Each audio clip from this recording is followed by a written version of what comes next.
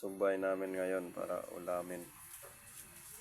Lang bali kakahalaga ng 200 pesos. Yan, tinitimpla na po yan ni Agaw. May sili, magic sarap, tsaka tuyo, tsaka vinegar, tsaka oyster soy sauce, bawang, tsaka ano bang bawang, tsaka yung paminta.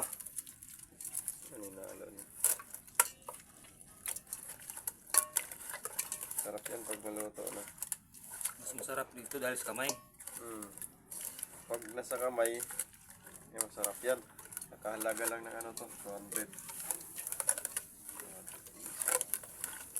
Masarap to kasi kinamay.